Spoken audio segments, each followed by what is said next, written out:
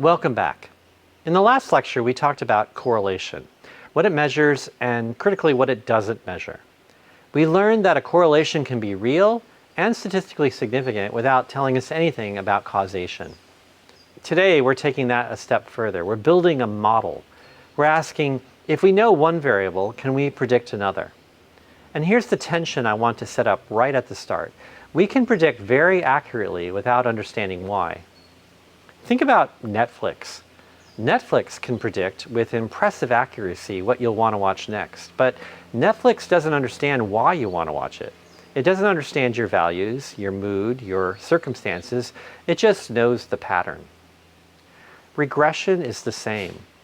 Regression is a tool for prediction, and today we need to be very careful about mistaking prediction for explanation, because that mistake, that's where a lot of bad causal claims come from.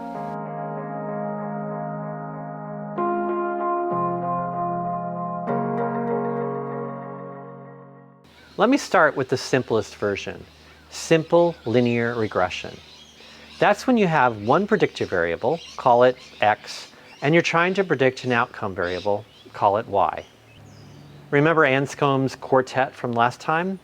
One of those data sets showed a clear linear pattern in the scatter plot. When you do a simple linear regression on that data, you're fitting a straight line through the points. Specifically, you're fitting the line that minimizes the squared distances between each data point and the line. We call these distances residuals. They're the errors, the unexplained bits. Every regression line has two key features. First is the intercept. That's the value of y when x equals 0, where the line crosses the vertical axis. Second is the slope. The slope tells you how much y changes for every 1 unit increase in x. This is the core number in regression. Here's a concrete example. Suppose I'm studying study hours and exam scores in 50 students. I run a simple linear regression and get y equals 50 plus 2 times x, where y is the exam score and x is the study hours. The intercept is 50. A student who studied 0 hours is predicted to score 50. The slope is 2. For every additional hour studied, the predicted score increases by 2 points. If you studied 5 hours, the prediction is 60. That's useful for prediction. But notice the catch. There are probably other things affecting exam scores. Prior knowledge, sleep, test anxiety. The regression line is a simplification. A useful one, but still a simplification.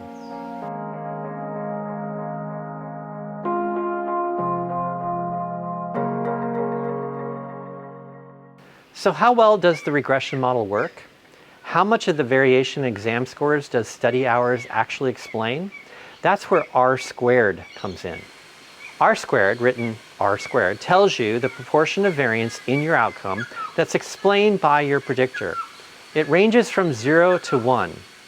Here's the mathematical relationship. R squared is just the correlation coefficient R squared. If the correlation between study hours and exam score is R equals 0.6, then R squared equals 0.36, meaning 36% of the variation in exam scores is explained by study hours. The other 64% comes from everything else. Here's a concrete example. Suppose researchers build a model predicting well-being from 3 variables: sleep hours, exercise frequency, and social connection. The model yields R squared equals 0.42. These 3 variables together account for 42% of the variation in well-being. That's substantial, but 58% is explained by factors not in the model: genetics, personality, life circumstances, work satisfaction, health. An R of 0.42 doesn't mean these 3 variables are unimportant. It means they're part of a larger picture. And in a real-world observational research, values of 0.1 to 0.4 are common and respectable. Human behavior is shaped by many factors simultaneously. Don't mistake a realistic R squared for a weak one.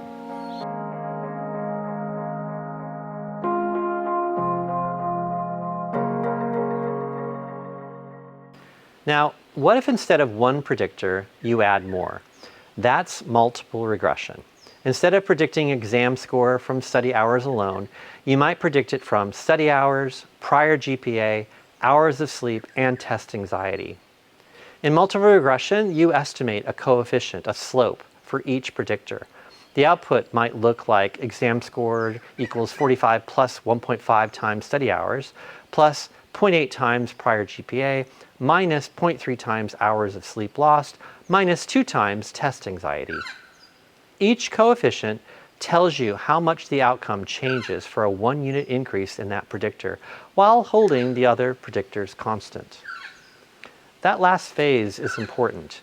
When we say controlling for another variable, we mean we've statistically adjusted for it. We're estimating the effect of study hours while accounting for differences between students in prior GPA, sleep, and anxiety. This is where multiple regression becomes useful, not just for prediction, but for hypothesis testing. You can ask, which predictor has the strongest effect? Is the effect of sleep significant after we account for study hours? But, and I want to emphasize this, controlling for a variable in a regression is not the same as experimentally manipulating it. It's a statistical judgment, not a causal control. Here's an example of why this matters. Imagine a study of workplace stress and productivity. Researchers find a negative correlation between stress and productivity, and then add job autonomy as a control variable. After controlling for autonomy, the stress effect weakens substantially. That tells you autonomy is a confound. Employees with less autonomy are both more stressed and less productive. Statistically adjusting for it helps, but it doesn't prove that stress causes reduced productivity because other unmeasured variables might still explain the relationship. Observational regression with statistical controls is better than no controls at all, but it doesn't eliminate confounding. Only random assignment of the predictor variable allows causal inference.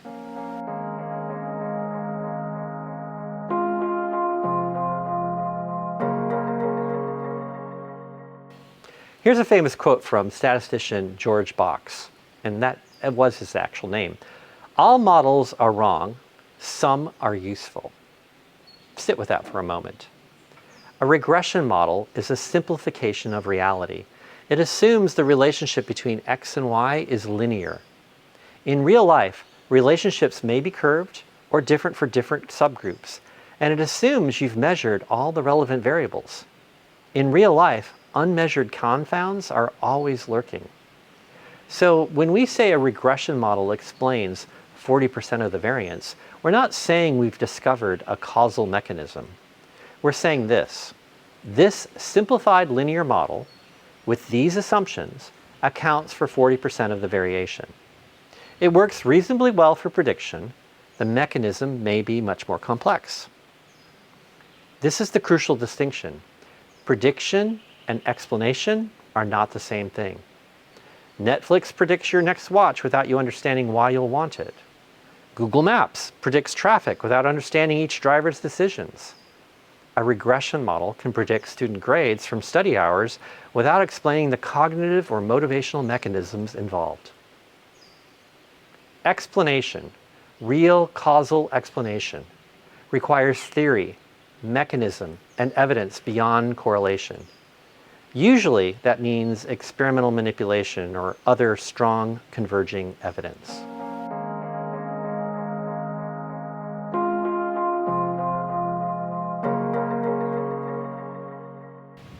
Let me bring this back to causation, because this is where so many research papers go wrong. Here's a very common move in observational research. We measured potential confounds and included them as control variables in the regression. Therefore, we can make a causal claim. This is an appealing argument. It feels rigorous, but it's not sufficient. Let me explain why with a single example. Suppose you're studying the relationship between social media use and depression in adolescents. You find they're correlated. Does social media cause depression? Maybe.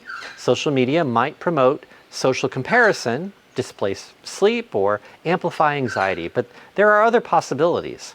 Depression might cause increased social media use as a coping mechanism, or social isolation might be driving both. Researchers often respond by including control variables, social isolation, academic stress, family conflict, peer quality. After controlling for these, social media still predicts depression. Does that establish causation? No. You've controlled for the confounds you could measure, but you can't control for variables you haven't measured. Genetic predisposition, personality traits, early experiences, those alternative explanations still exist. So here's the rule. If a study is observational, regression can tell you about prediction and can reduce confounding, but it cannot establish causation. When you read, after controlling for X, Y, and Z, A predicts B, translate that as, after statistically adjusting for some confounds, A and B are still correlated, but we don't know the causal direction, and unmeasured confounds may still explain the relationship.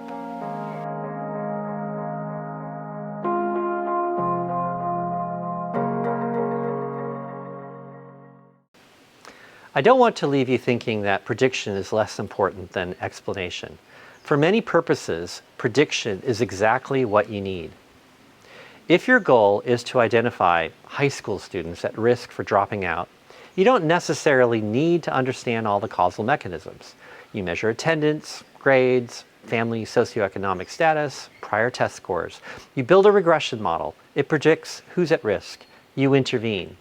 That's genuinely valuable. The prediction itself enables action. But here's where prediction alone breaks down. If a policymaker wants to reduce dropout rates by changing specific factors, she needs to know which predictors are actually causes. If low attendance is partly a symptom of family instability, then improving attendance tracking alone won't fix the underlying problem.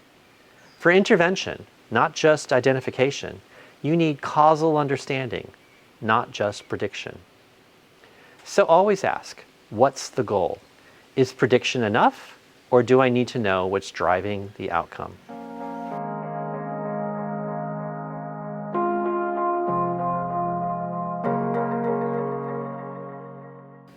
Quick check. Here's the scenario. A regression model predicts well-being from sleep quality, exercise frequency, and social connection. The R-squared value is 0.42. What does this mean? A, these three variables cause the other 58% of well-being. B, these three variables account for 42% of the variation in well-being. 58% comes from other factors or random variation. C, the model is weak because R-squared is less than 0.5. Or D, we can make a causal claim about the effect of sleep, exercise, and social connection on well-being. Well, best answer is B. An R-squared of 0.42 means these three variables explain 42% of the variation in well-being, which is substantial and respectable in psychological research. Answer A is wrong because this is observational. We don't know causation. Answer C is wrong because 0.42 is actually good for real-world behavior research. And answer D is wrong for the same reason as A.